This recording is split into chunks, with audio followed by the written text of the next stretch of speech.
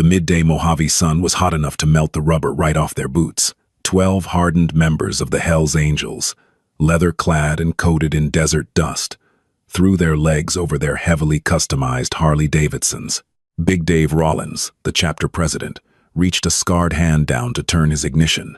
Suddenly, a tiny voice sliced through the heavy, suffocating silence of the gas station lot. "Don't start it." Standing inches from the front tire of a 900-pound motorcycle was a little girl in a torn sundress, no older than 7. She was trembling, tears tracking through the dirt on her face. "If you turn the key, you're all going to die." The road through San Bernardino County, where the asphalt bleeds into the merciless expanse of the Mojave Desert, is a lonely stretch known to locals as the Devil's Anvil. Heat waves distorted the horizon into a shimmering mirage, making the 12 approaching motorcycles look like phantom riders rising from the scorched earth. Leading the pack was David Big Dave Rollins. At 52, Dave was a mountain of a man, his face a roadmap of scars and sun damage framed by a thick, graying beard. He rode a custom 1998 Harley-Davidson Road King, stripped down and rebuilt with his own hands. Behind him rode his sergeant-at-arms, Tommy Callahan, known on the streets as Tommy Knuckles, and 10 other fully patched members of their California chapter. They weren't looking for trouble today. They were simply grinding out the miles, heading back from a charity run up in Reno. The desert heat, hovering at a brutal 112 degrees, demanded a break. Up ahead, rising like a rusted monolith from the scrub brush, was Miller's Crossing. It was barely a blip on the map, a dilapidated gas station with 2 ancient fuel pumps, an adjoining diner with peeling white paint, and a sprawling, corrugated metal garage in the back, surrounded by a chain-link fence. Dave threw his left hand up, 2 fingers extended, signaling the pack. 12 massive V-twin engines downshifted in unison, a guttural roar that rattled the dusty windows of the diner as they pulled into the cracked concrete lot. They parked in a tight, disciplined row, kicking down their stands. The silence that followed the killing of the engines was heavy, broken only by the ticking of cooling exhaust pipes and the dry desert wind. "All right, boys," Dave rumbled, pulling off his heavy leather gloves. "Fuel up, grab some water. We got another 100 miles before sundown.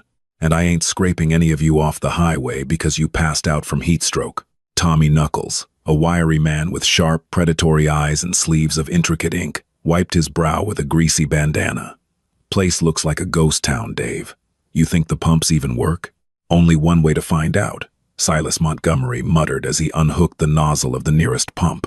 The machine groaned, but a steady stream of premium gasoline began to flow, leaving a few prospects outside to watch the bikes. Dave, Tommy, and 3 others pushed through the glass door of the diner.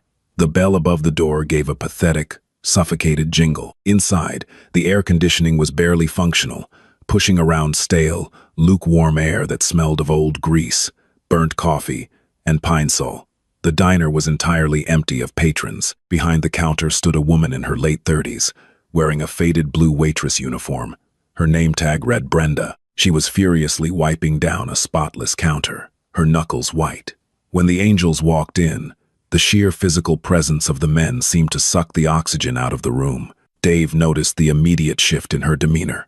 Most people were intimidated by the patch, the leather, and the grim faces. But Brenda wasn't just nervous. She looked utterly terrified.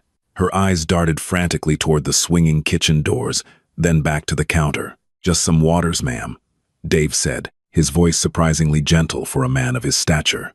"And whatever cold sodas you got in the cooler." "Of course," Brenda stammered, her voice shaking.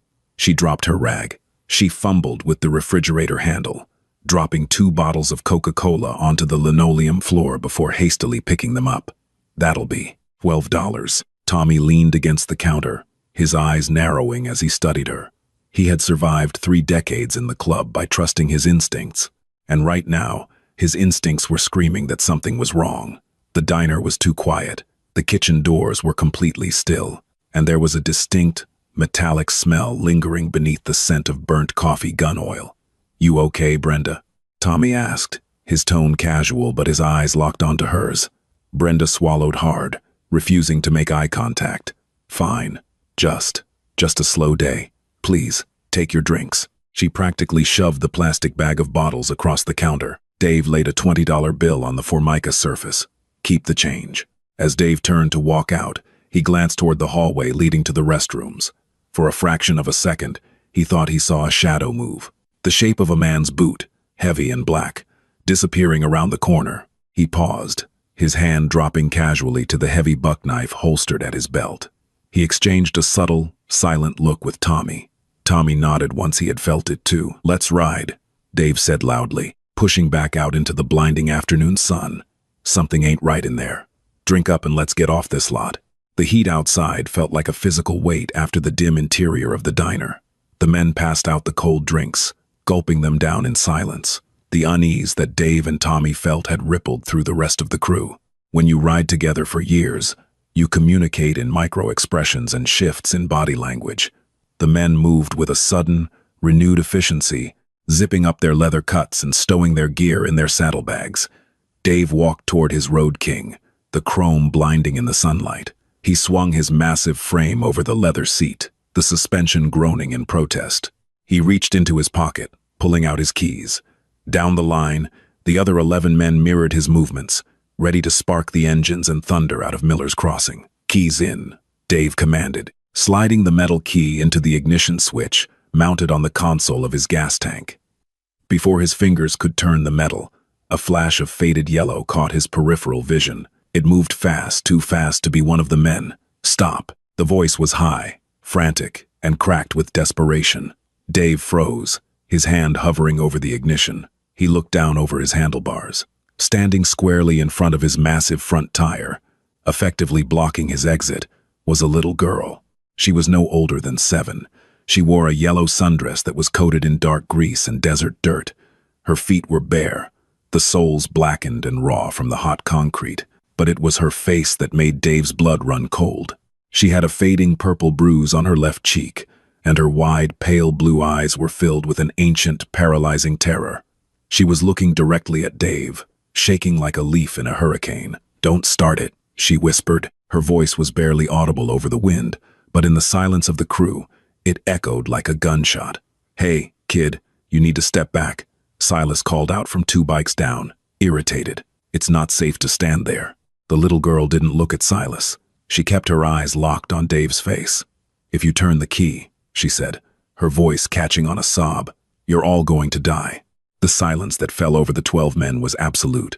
Tommy Knuckles slowly stepped off his bike, his hand resting casually inside his leather vest where his 1911 pistol sat snug in its shoulder holster.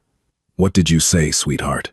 Dave asked, slowly removing his hand from the ignition. He kept his voice low, soothing. He didn't want to spook her. Underneath, the girl whimpered, pointing a trembling, dirt-caked finger at the undercarriage of Dave's Road King. "They made my daddy put the bad clay there, with the strings. If you make the fire start, it goes boom." The bad clay, the strings. Dave's heart slammed against his ribs.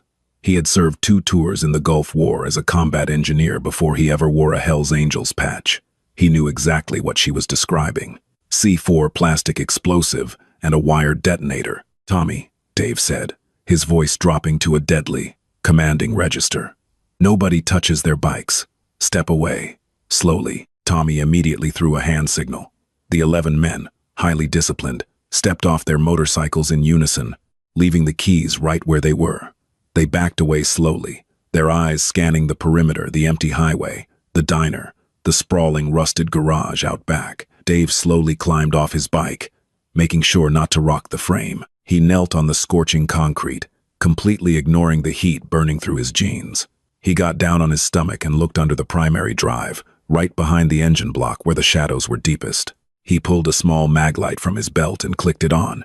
There it was, tucked neatly against the frame, secured with black electrical tape, was a brick of gray, pliable material.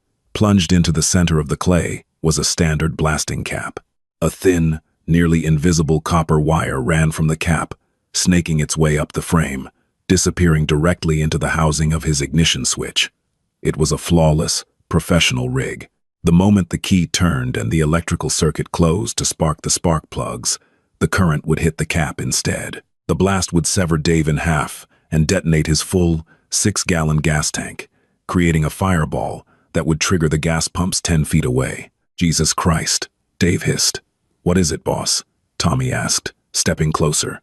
IED, Dave said, rolling out from under the bike and standing up. He looked down the line of Harleys. I bet my bottom dollar every single one of our rides is rigged. The men exchanged dark, murderous glances.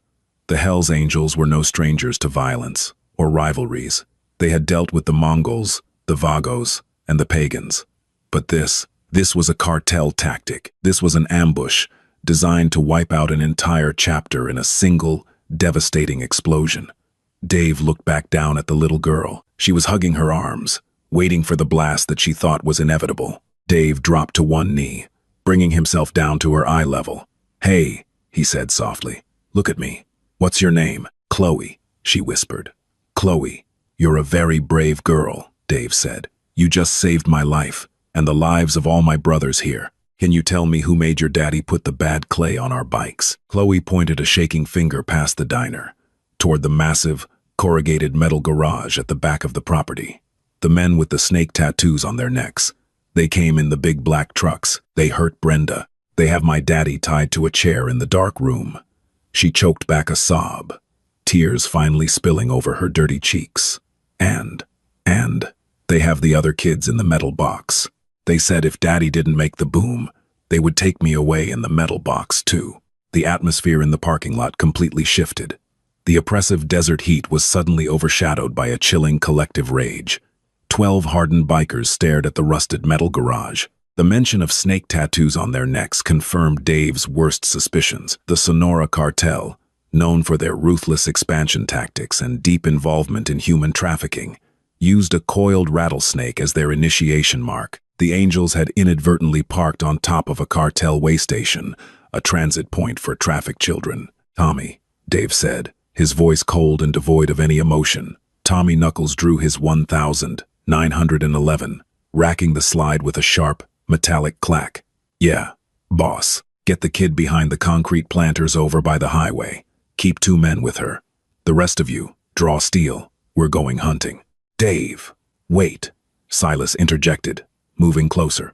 Silas was the club's resident mechanic and a wizard with electronics. If they rigged the bikes to blow when we start them, they might have a remote fallback. If they see us moving on the garage instead of riding out, they might blow the lot manually. Dave looked at the bikes. Silas was right. A professional wouldn't just rely on an ignition trigger.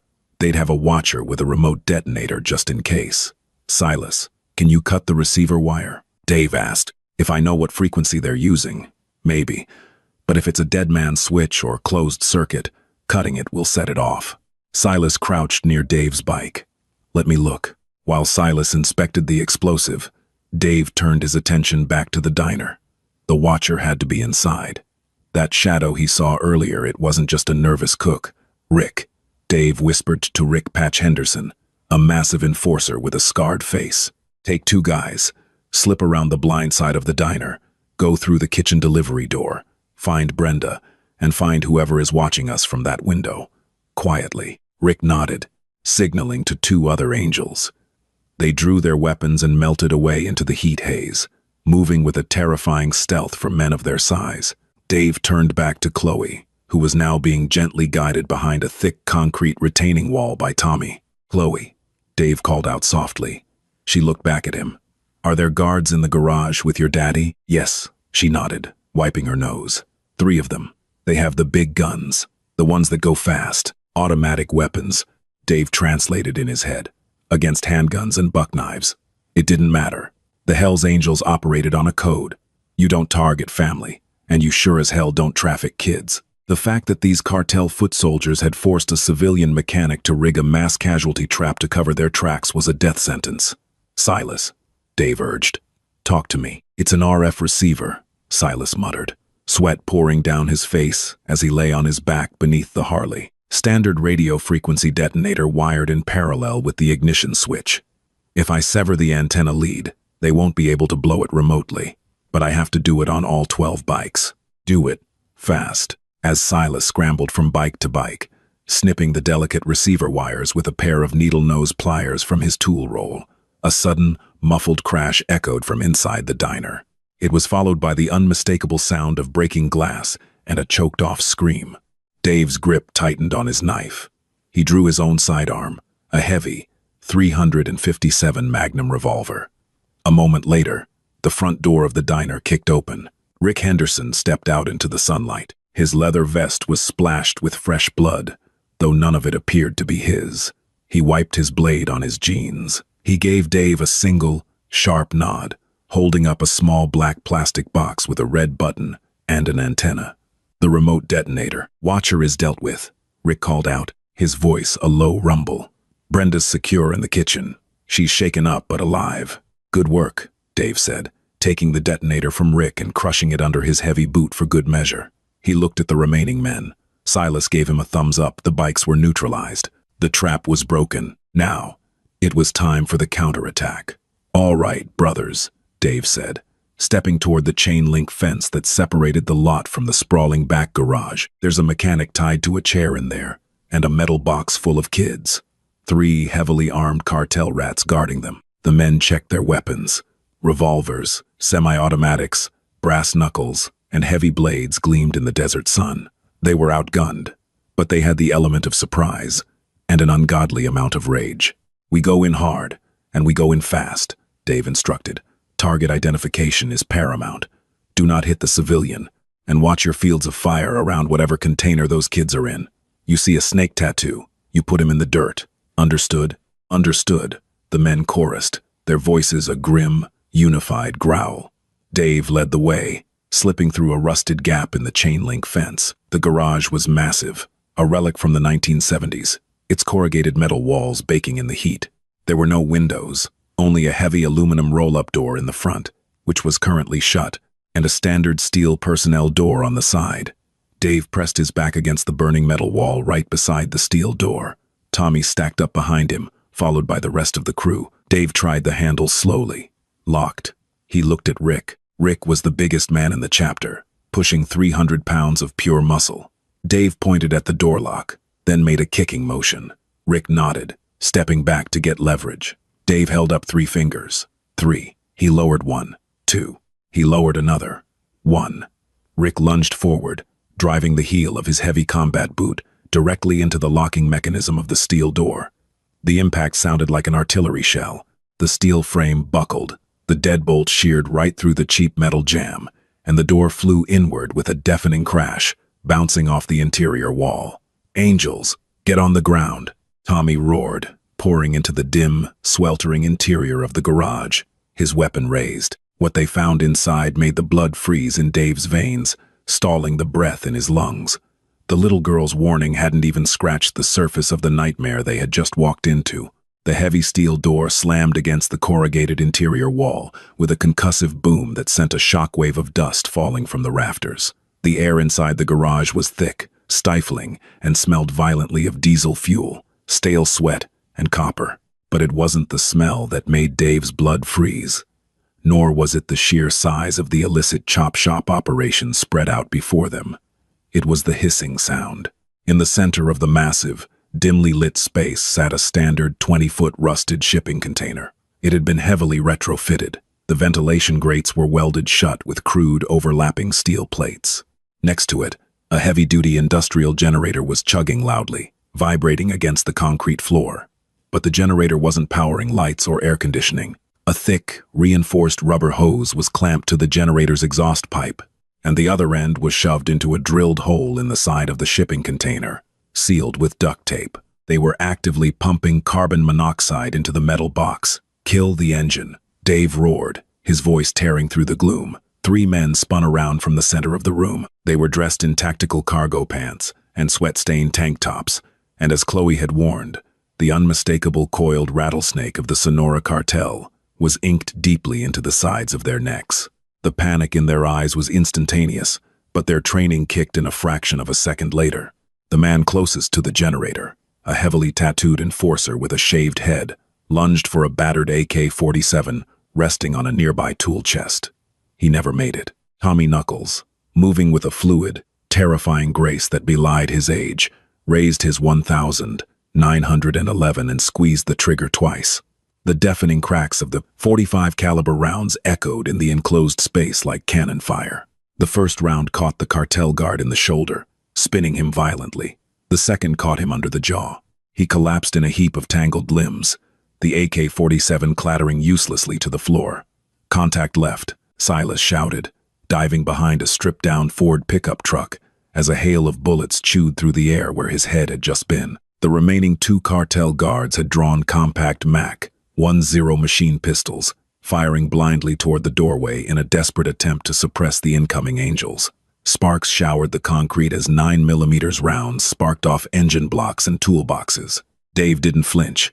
He dropped to a low crouch, using the thick steel frame of a hydraulic car lift for cover. Beside him, Rick Patch Henderson let out a guttural roar, stepping out from cover just enough to unleash 3 thunderous shots from his customized .357 Magnum. The hand cannon's muzzle flash illuminated the dark garage like strobe lightning.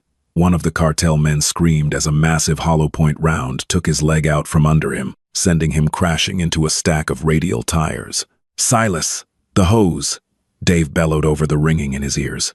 Silas didn't need to be told twice.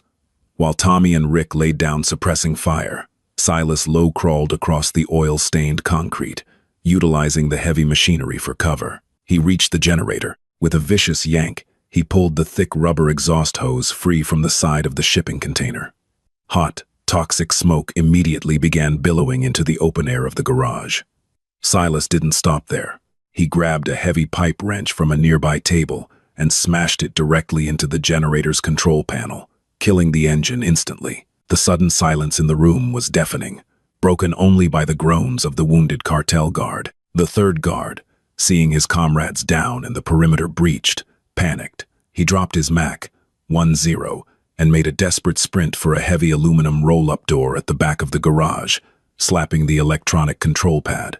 The door began to grind upward, letting in a blinding slice of desert sunlight. He tried to slide underneath it, but Big Dave was already moving. Dave cleared the distance in 3 massive strides, his heavy boots pounding the concrete. He grabbed the fleeing man by the collar of his tactical vest and hurled him backward with bone-jarring force. The cartel guard slammed into a metal tool rack, bringing a shower of wrenches, sockets, and heavy iron crashing down on top of him. He lay still, knocked unconscious by the impact. Dave stood over him, his chest heaving, his magnum trained on the man's head.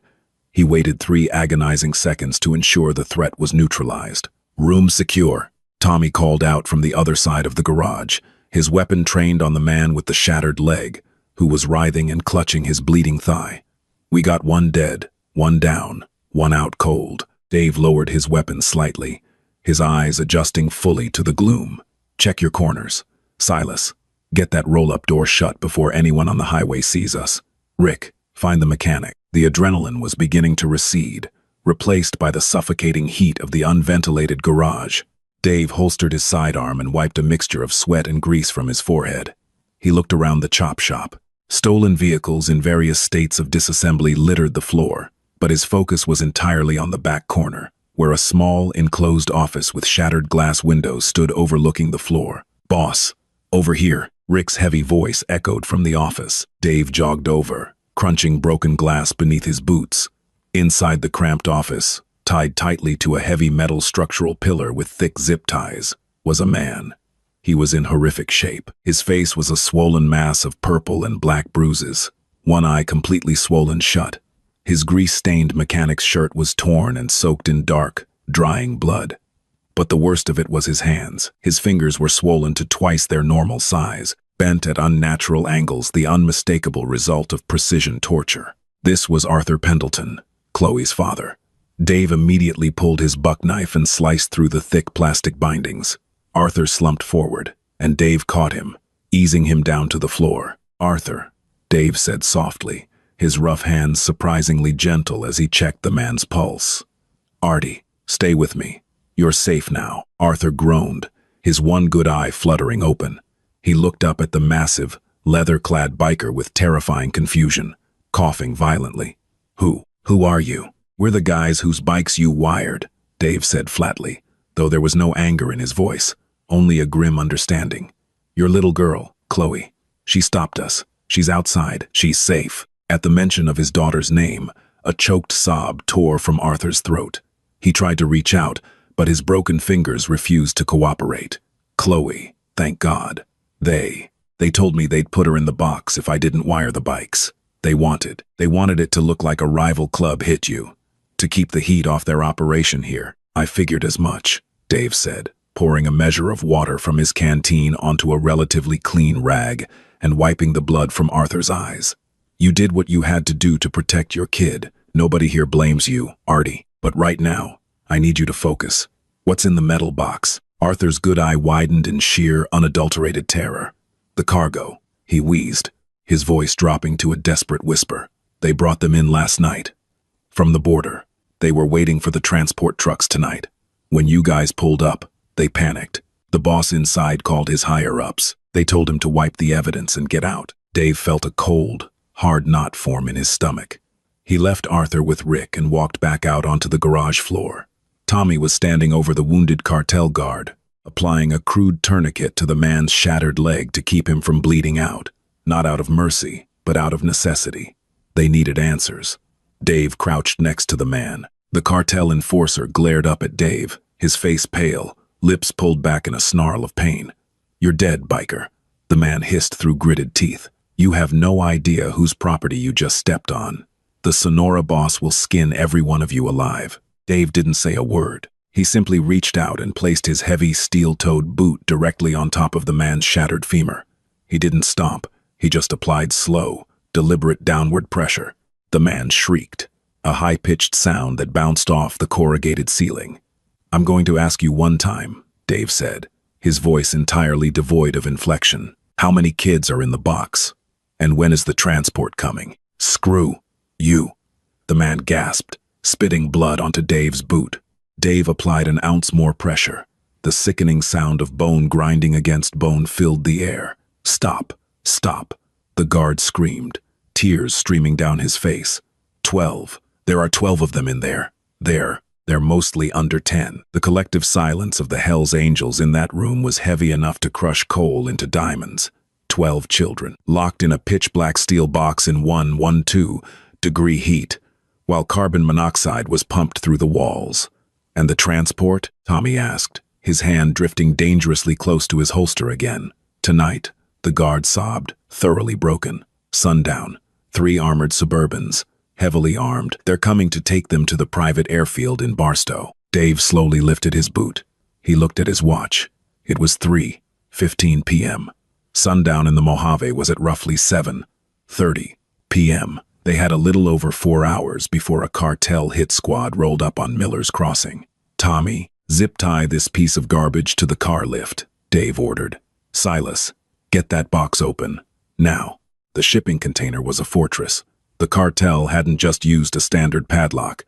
They had welded a heavy steel shroud over the locking mechanism of the double doors, securing it with an industrial-grade puck lock that was impervious to bolt cutters. "I can't cut the shackle, boss," Silas said, sweat pouring off his nose as he examined the lock. "It's a solid block of hardened steel, and the hinges are welded on the inside." "Then we cut the doors," Dave said, his jaw set. "Use the acetylene torch. Just be careful of the heat transfer. We don't know how close they are to the metal on the other side." Silas sprinted to a welding cart in the corner of the garage, wheeling the heavy green and black oxygen and acetylene tanks over to the container. He sparked the torch, adjusting the valves until a sharp, searing blue cone of flame hissed to life. "Stand back," Silas warned, pulling a dark welding mask over his face. He applied the flame to the thick steel of the right-hand door, tracing a massive rectangle. Sparks showered the concrete floor like a macabre fireworks display. The smell of burning metal mixed with the lingering odor of the exhaust fumes. Every second that ticked by felt like an hour. The temperature inside the garage was unbearable, and Dave could only imagine the hellish oven that the interior of that container had become. "Faster, Silas," Tommy urged, pacing back and forth, his weapon still in hand. "I'm burning as hot as she goes, Tommy," Silas grunted, his arms shaking from the exertion of holding the heavy torch steady. After 5 agonizing minutes, Silas cut the torch. The thick steel rectangle glowed a furious cherry red. "It's cut," he gasped, tossing the torch aside. "We need to pry it." Dave and Rick grabbed heavy, 5-foot iron pry bars from a tool rack. They jammed the flattened ends into the glowing crevice Silas had created. On three, Dave growled, his muscles bulging beneath his leather vest. 1, 2, 3, pull. With a screech of tearing metal that set everyone's teeth on edge, the heavy steel plate gave way. It bent outward, snapping the last slivers of uncut metal, and crashed heavily to the concrete floor, radiating waves of intense heat. Immediately, a wave of foul, stale air rushed out of the hole. It smelled of sweat, urine, fear, and the unmistakable, bitter tang of carbon monoxide. Dave grabbed his maglite, stepped up to the jagged opening, and shined the beam inside. He had seen horrible things in combat. He had seen the aftermath of club wars. But the sight inside that container cracked something deep within the hardened biker's soul. Huddled in the back of the pitch-black container, sitting on filthy, piss-stained mattresses, were 12 children. They ranged in age from perhaps 5 to 12. They were covered in dirt, their clothes ragged. Some were weeping silently, their tears tracking through the grime on their faces. Others were lethargic, staring blankly into the light, suffering from severe dehydration and the early stages of carbon monoxide poisoning. They were terrified of the massive, tattooed men peering in at them, huddling closer together as if trying to merge into a single, protective mass. "Hey," Dave said, his voice cracking. He cleared his throat, forcing a gentle, almost grandfatherly tone. "It's okay. You're safe now. We're going to get you out of the dark." He reached his massive hand through the opening. For a long moment, none of the children moved. Then, a small boy, maybe 8 years old, with dark hair and terrified brown eyes, slowly stood up. He staggered slightly, dizzy from the fumes, and walked toward the light. He reached out a small, trembling hand and placed it in Dave's massive, scarred palm. "Get them water," Dave ordered over his shoulder, his voice thick with an emotion he hadn't felt in decades. "Get every drop of water from the diner, the saddlebags, everywhere. And get some wet rags." For the next 20 minutes, the Hells Angels transformed from a terrifying motorcycle gang into a specialized rescue unit. Men who typically commanded fear wherever they rode were now gently lifting dehydrated children through the jagged hole in the steel door. Tommy Knuckles, a man who had survived prison riots, was sitting on the floor, cradling a little girl who couldn't stop shaking, gently wiping her face with a cool, damp cloth. Rick Henderson, towering and intimidating, was carefully opening bottles of water, ensuring the kids took small, slow sips so they wouldn't get sick. They brought Arthur out of the office, supporting his weight. When Chloe was finally brought in from the front perimeter, the reunion between the battered mechanic and his little girl brought complete silence to the room. Chloe buried her face in her father's chest, sobbing uncontrollably, while Arthur rested his chin on her head, his broken hands hovering uselessly but protectively around her. Dave stood by the open roll-up door, looking out at the shimmering heat of the desert. The immediate crisis was handled, but the tactical nightmare was just beginning. They had 12 undocumented, traumatized children, a critically injured civilian, 1 dead cartel guard, and 2 prisoners. And in less than 4 hours, a heavily armed Sonora cartel retrieval team was going to descend on this location, expecting a quiet pickup. "Boss," Tommy said, stepping up beside him, wiping sweat from his brow. "What's the play? We can't put these kids on the backs of the Harleys and ride out, and we can't call the local county sheriffs. Half of them are probably on the cartel payroll if an operation this big has been running right under their noses." "I know," Dave said, his eyes scanning the horizon. He reached into his leather cut and pulled out an old, beat-up flip phone, a burner he kept specifically for emergencies that required a separation from his public life. "We don't call the locals. We call the feds." "The FBI?" Tommy raised an eyebrow. The Hells Angels and the Bureau were historic enemies. Inviting them to a scene with dead bodies and cartel members was a massive risk. "Not just any Fed," Dave clarified, dialing a number from memory. "Agent Thomas Croft, San Bernardino Field Office." "Croft?" Silas asked, walking up. "The guy who tried to indict you on the RICO charges 5 years ago?" "The very same," Dave said, pressing the phone to his ear. "He's a hard ass, and he hates my guts, but he's a straight shooter. He doesn't take cartel money, and he despises human traffickers more than he hates bikers. He'll bring the cavalry, and he'll make sure these kids vanish into the system safely." The line rang 3 times before a crisp, professional voice answered. "Croft. Agent Croft. It's David Rollins. There was a long pause on the other end of the line. Well, I'll be damned. Big Dave. To what do I owe the displeasure? Finally ready to confess to the Reno extortion racket. Shut up and listen. Thomas, Dave said, his tone deadly serious. I'm at a rusted-out gas station on Highway 40 called Miller's Crossing. We just walked into a Sonora cartel way station. The shift in Croft's tone was instantaneous. The sarcasm vanished, replaced by sharp, federal authority. Sonora, are you sure? I'm looking at their ink right now. I've got 1 dead, 2 tied up, but that's not why I'm calling. I have 12 kids here. Croft trafficked over the border, locked in a shipping container. They tried to gas them when we rolled up.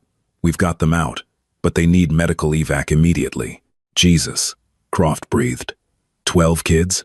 Rollins, if you're messing with me, I don't play games with kids, Croft. And you know it. Dave snapped. Now listen to me carefully. I have a cartel prisoner who just confirmed a retrieval team is arriving at sundown. 3 armored Suburbans, heavily armed. They're taking these kids to a private strip in Barstow. Sundown. Croft calculated rapidly. That gives us under 4 hours. I'm scrambling an FBI hostage rescue team and a medical convoy out of San Bernardino right now. We can be there in 2.5 hours. Rollins, do not leave that location. You hold that perimeter until we arrive. If the cartel shows up early, those kids are dead. We aren't going anywhere, Dave said, looking back at his men. The 12 Hells Angels had already begun fortifying the garage, moving heavy engine blocks and tool chests to barricade the doors. They were checking their ammunition, their faces set in grim masks of determination. Just get here, Croft. Bring body bags. For the kids? Croft asked, a hint of panic in his voice. No, Big Dave replied softly, his eyes locking onto the bound cartel guard. For the snakes. He snapped the burner phone shut. The trap was set. But this time, the Hells Angels weren't the prey. They were the anvil, and the cartel was about to find out what happens when you strike it. The clock on the cracked, oil-stained wall of the garage read 4:10 p.m. The oppressive Mojave heat had barely begun to break, but inside the corrugated metal walls of Miller's Crossing, the temperature was a different kind of boiling point. The 12 members of the Hells Angels had shifted from a brotherhood of riders into a hardened, synchronized paramilitary unit.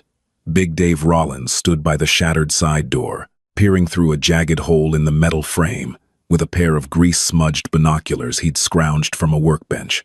The highway was a desolate ribbon of shimmering asphalt. Nothing moved except the dust devils dancing in the scrub brush. Status on the perimeter, Tommy, Dave called out, not taking his eyes off the horizon.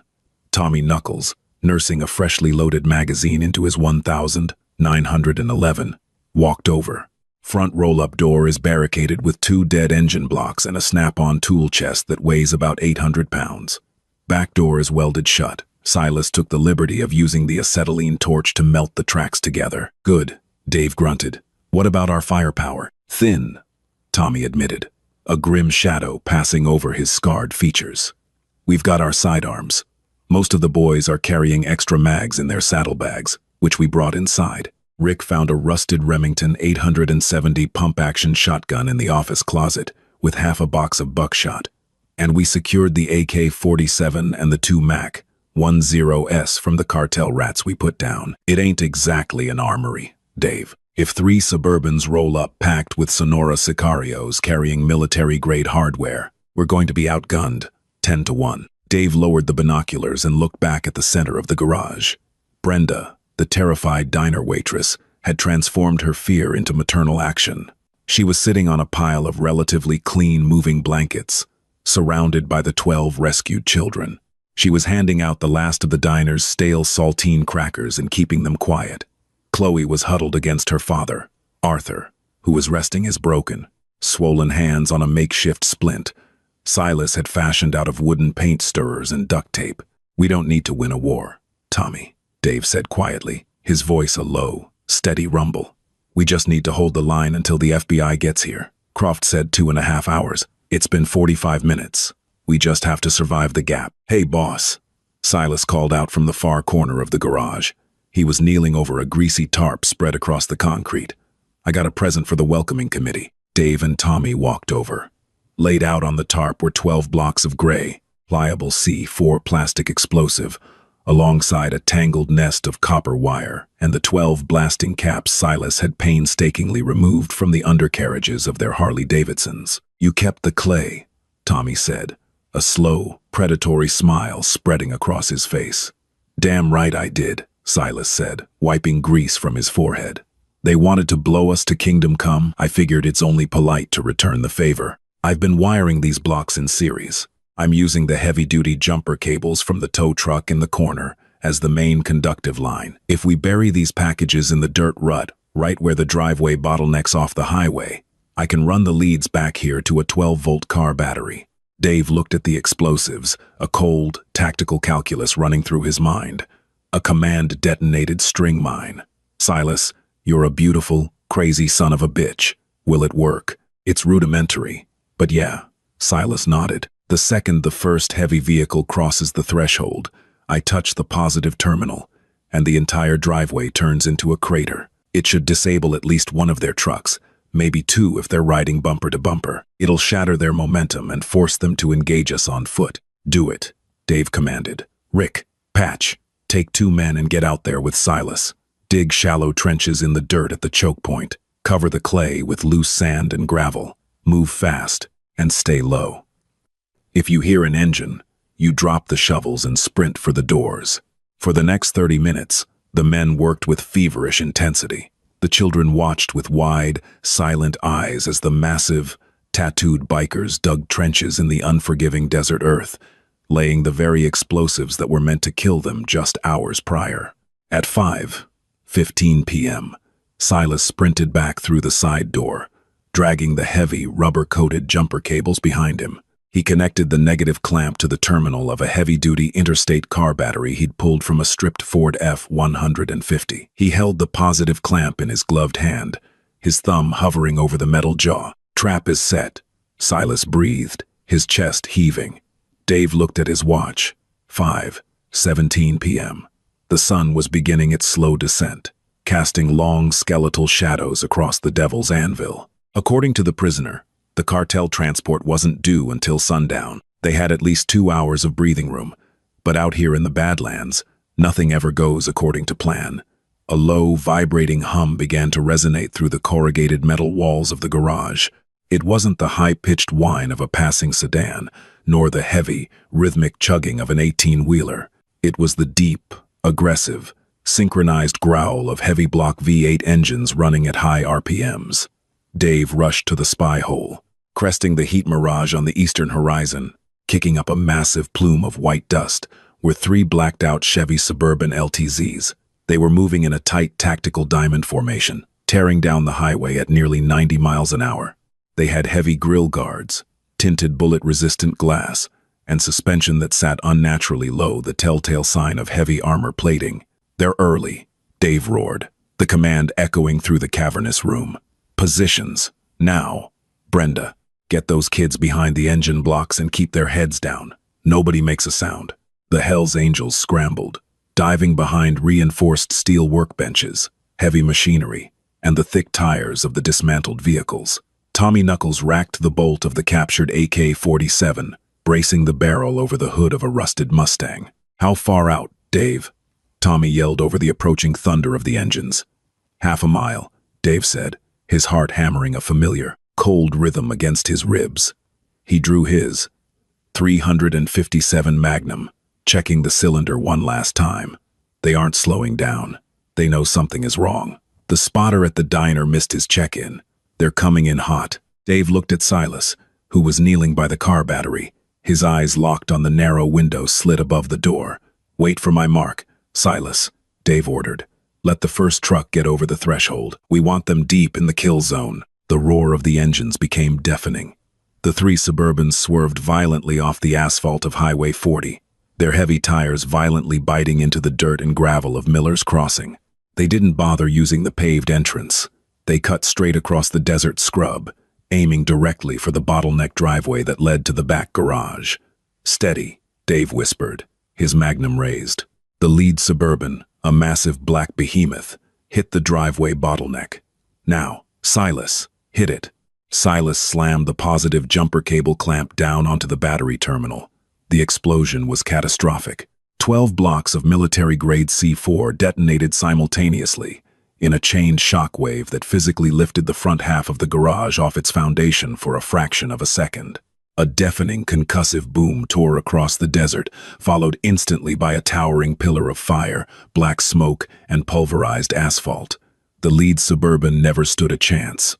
The blast caught it directly underneath the engine block.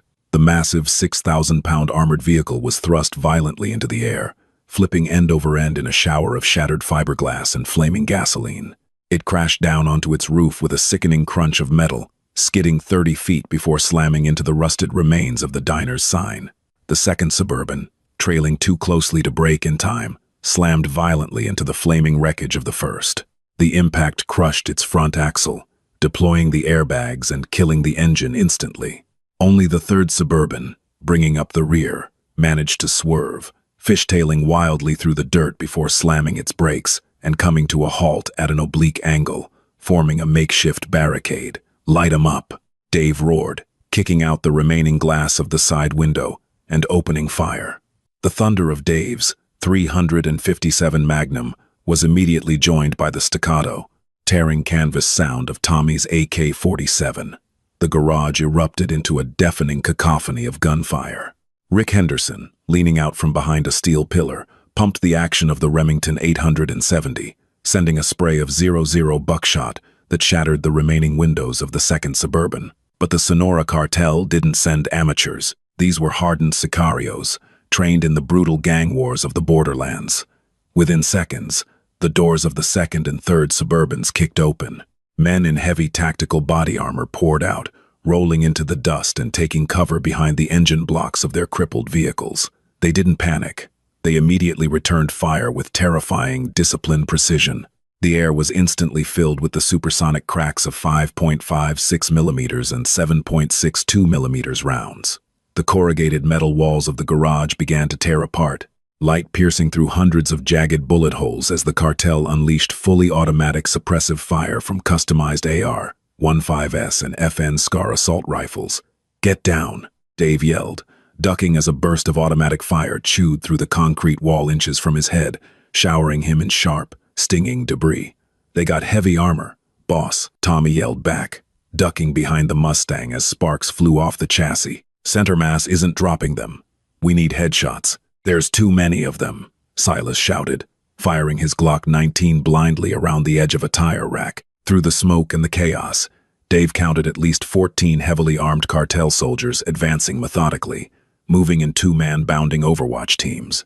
They were using the flaming wreckage of the first truck as cover, slowly creeping toward the fortified garage, covering fire.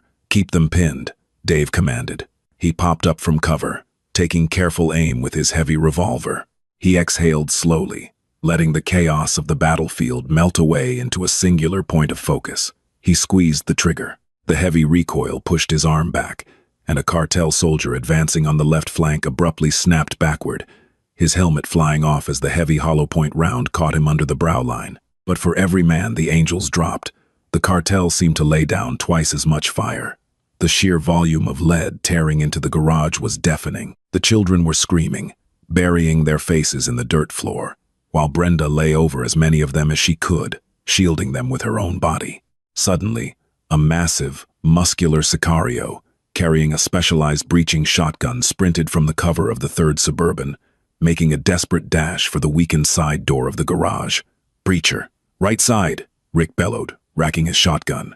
He fired, but the cartel soldier rolled beneath the spread, coming up hard against the exterior metal wall, right beside the doorway. The cartel soldier racked his own weapon, leaning around the corner and firing blindly into the garage. The heavy slug caught one of the Hells Angels, a younger prospect named Jimmy, 2 times in the shoulder. Jimmy spun, crying out in pain, his weapon clattering to the floor. The breacher stepped into the doorway, raising his weapon to finish the job. Before Dave or Tommy could pivot their weapons, a blur of motion launched from the shadows near the office. It was Arthur Pendleton. The battered mechanic, his hands broken and useless, didn't hesitate. Driven by the primal, desperate need to protect his daughter huddled just 20 feet away, Arthur charged the heavily armed cartel soldier. He didn't use his hands, He lowered his shoulder and hit the breacher like a freight train, driving the man's back violently against the steel doorframe. The shotgun blasted into the ceiling, raining plaster and dust down upon them. The cartel soldier grunted, trying to push the mechanic off, drawing a heavy combat knife from his chest rig. "Get off him, Artie," Dave roared, sprinting across the floor. The Sicario raised the knife, but Tommy Knuckles was faster. Dropping the empty AK-47, Tommy drew his 1,911 inches of fluid, blindingly fast motion, and fired a single shot directly into the side of the cartel soldier's exposed neck. The man crumpled instantly, sliding down the doorframe. Arthur collapsed to his knees, gasping for air, untouched by the blade but thoroughly exhausted. Dave grabbed him by the collar and dragged him back behind the heavy steel of a car lift. "You stupid, brave bastard," Dave growled, checking Arthur for wounds. "Stay down. They're flanking," Silas screamed, pointing to the front of the garage. The cartel had realized the direct assault was a meat grinder. 3 soldiers had managed to low-crawl around the flaming wreckage and were now setting up on the blind side of the heavy roll-up door. One of them pulled a dark green cylindrical object from his webbing. "A fragmentation grenade." "Grenade, front door," Rick yelled, sheer panic breaking through his usually stoic demeanor. If that grenade went off inside the enclosed garage, surrounded by volatile chemicals, gasoline tanks, and 12 unarmored children, it would be a massacre. The cartel soldier pulled the pin and cocked his arm back to throw it through a gap in the barricade. Crack. A single, incredibly loud, hypersonic crack echoed across the desert, entirely distinct from the chaotic automatic fire. It wasn't a pistol. It wasn't an assault rifle. It was the unmistakable, bone-rattling boom of a high-caliber sniper rifle. The cartel soldier holding the grenade suddenly slumped forward, a massive exit wound blowing out the front of his tactical vest. The grenade dropped from his lifeless hand, rolling uselessly into the dirt outside the garage. 3 seconds later, it detonated with a muffled crump, sending a shower of sand against the roll-up door, but leaving the garage intact. Before the remaining cartel soldiers could react to the invisible sniper, the sky itself seemed to tear open. The rhythmic, heavy thumping of helicopter rotor blades drowned out the gunfire. Sweeping in from the west, flying dangerously low over the Devil's Anvil, were 2 dark, menacing Sikorsky UH-60 Black Hawk helicopters. They didn't bear military markings. Emblazoned on their sides in bold, authoritative yellow letters were the initials, FBI, HRT. Dave breathed, a rare smile cracking his soot-stained face. The hostage rescue team had arrived. The Black Hawks flared out over the parking lot, kicking up a massive dust storm that blinded the cartel soldiers on the ground. Ropes dropped from the sides of the choppers, and within seconds, heavily armored federal operators clad in olive drab and black tactical gear fast-roped to the asphalt. They moved with terrifying, lethal efficiency, their laser-sighted M4 carbines shouldered and tracking. Simultaneously, the scream of heavy tires approaching from the highway signaled the arrival of the ground cavalry. 2 massive, armored Lenco Bearcats smashed through the chain-link fence, their heavily plated hulls shrugging off the desperate, panicked gunfire of the remaining cartel soldiers. "Federal agents, drop your weapons. Get on the ground." A voice boomed over an LRAD acoustic hailing device mounted on the lead Bearcat. The cartel sicarios, realizing they were suddenly outflanked, outgunned, and facing elite federal operators, broke. The discipline vanished. 2 of them threw their rifles into the dirt and dropped to their knees, hands laced behind their heads. 3 others tried to make a desperate run for the scrub brush, but the FBI snipers circling in the Black Hawks put warning shots in the dirt inches from their feet, forcing them to surrender. The firefight was over almost as quickly as it had begun. The only sounds left were the roaring of the helicopter engines, the crackle of the burning Suburban, and the distant wail of approaching sirens from local law enforcement and medical convoys. Inside the garage, the heavy silence was broken by a collective, exhausted exhale. The Hells Angels lowered their weapons, the adrenaline crashing hard, leaving them drained, bruised, and bleeding. Dave holstered his Magnum. He looked around his crew. Jimmy was bleeding from a shoulder wound, but Silas was already packing it with gauze. Tommy had a nasty graze across his cheek from a ricochet. They were battered, but they were alive. Dave walked to the center of the room. Brenda was crying openly now, hugging the children, who were peeking out from behind the engine blocks. their faces awash in the flashing red and blue strobe lights piercing through the bullet holes in the walls. Chloe ran to her father, carefully avoiding his broken hands, and buried her face in his chest. "All right, boys," Dave said, his voice raspy from the smoke. "Clear the barricades. Let the feds in." Rick and Silas heaved the heavy tool chest aside and hit the manual release on the roll-up door. It ground upward, revealing a chaotic scene of tactical dominance. Dozens of FBI agents were securing the perimeter, zip-tying the surviving cartel members, and establishing a triage center near the diners. Striding through the dust, wearing a heavy plate carrier over a dress shirt, was Special Agent Thomas Croft. His eyes scanned the bullet-riddled exterior of the garage, the smoking crater in the driveway, and the bodies of the cartel sicarios.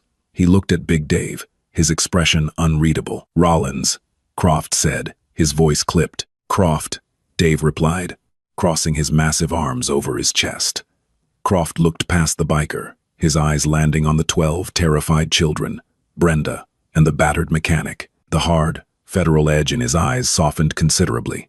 "You actually did it. You held them off." "I told you I don't play games with kids," Dave said simply. "The cartel boss who was running this way station is zip-tied to a car lift inside. He's got a shattered leg, but he's alive. He'll sing if you press him." "And the mechanic, Arthur. They tortured him, forced him to rig our bikes to cover their tracks. He's a victim here, Croft. Treat him like one." Croft nodded slowly. "Medical is right behind us. We're taking the children into protective custody. They'll be safe now. The Bureau will handle the relocation for Arthur and his daughter. The Sonora cartel won't ever find them." Croft paused, looking at the heavily armed bikers, the illegal suppressors on some of their weapons.